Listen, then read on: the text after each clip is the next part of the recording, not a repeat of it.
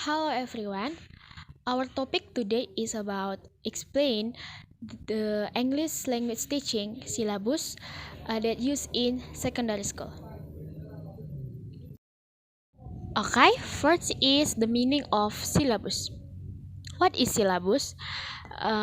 Syllabus is a set of plans and arrangements for the implementation of learning and assessment that are systematically arranged which contains interrelated components to achieve mastery of basic competence. Okay, next is the parts of ELT or English language teaching. Is a structural or formal syllabus. It is one in which the content of language teaching is a collection of the forms and structure, usually grammatical, of the language being taught. Example of structure include nouns, verbs, adjective, statements, question, complex sentence, subordinate clause, past tense, and so on. Although formal syllabus may include other aspects of language forms such as pronunciation or morphology. The second is a notional or functional syllabus. It is one in which the content of language teaching is a collection of the functions that are performed when language is used, or of the notion that language is used to express. Example of function include informing, agreeing, apologizing, requesting, promising, and so on. Example of notion include size, age, color, comparison, time, and other. And next is a situational syllabus. It is one in which the content of language teaching is a collection of real or imaginary situations in which language occurs or is used. A situation usually involves several participants who are in some activity in a specific setting. The language occurring in the situation includes a number of functions combined into a plausible segment of discourse. The primary purpose of situational language teaching syllabus is to teach the language that occurs in the situation. Sometimes the situations are purpose relevant to the presenter or future needs of the language learners, preparing them to use the new language in the kinds of situation that make up the syllabus. Example of situation include saying then dentist, complaining to the landlord, buying a book at the bookstore, meeting a new student, asking direction in a new town, and other. And next is a skill-based syllabus. It is one in which the content of language teaching is a collection of specific ability that may play a part in using language. Skill are things that people must be able to do, be competent in a language, relative independent of the situation or setting in which the language used can that they use. While situational syllabus group function together into specific settings of language, use skill-based syllabus group linguistic or competence or pronunciation, vocabulary, grammar, social linguistic, and discourse. And next is a text-based syllabus. It is similar to content-based syllabus in that both the teaching is not organized around linguistic feature of the language being learned, but according to some other organizing principle. In text-based instruction, the content of the teaching is a series of complex and purpose texts that the students want or need to perform with the language they are learning. The example is applying for a job, talking with a social worker, getting housing information over the telephone, collecting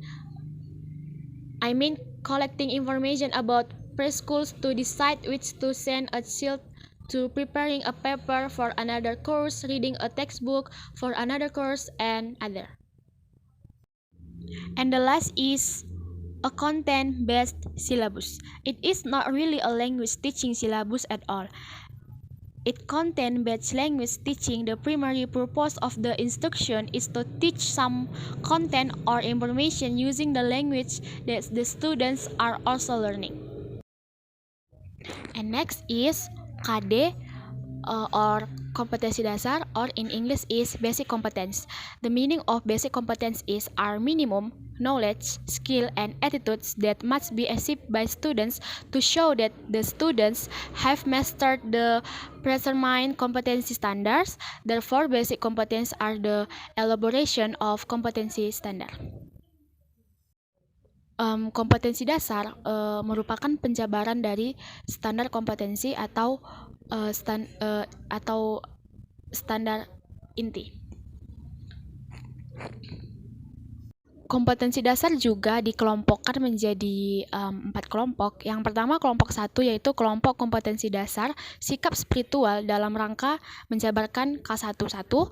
Yang kedua kelompok 2 kelompok kompetensi dasar sikap sosial dalam rangka menjabarkan K12. Selanjutnya kelompok 3 yaitu kelompok kompetensi dasar pengetahuan dalam rangka menjabarkan K13. Dan yang terakhir kelompok 4 merupakan kelompok kompetensi dasar keterampilan dalam rangka menjabarkan K14. And now about social function, the structure and language features. First is social function of the text. Social function of text is a conceptual framework that plays a role in differentiating various types of text based on their communicative purpose. Therefore, the social function of a text is often referred to as the communicative purpose of the text.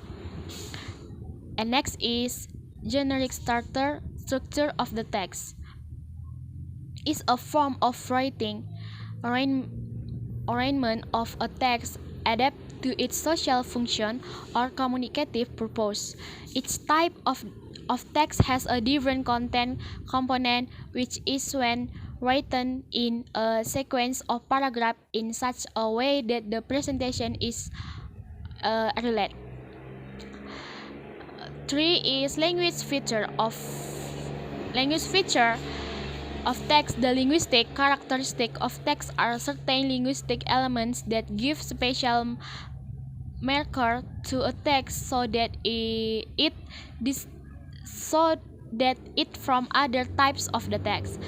These linguistic characteristics include the use of words and word class, or class of word, noun, adjective, adverb, conjunction, past verb, simple present verb, and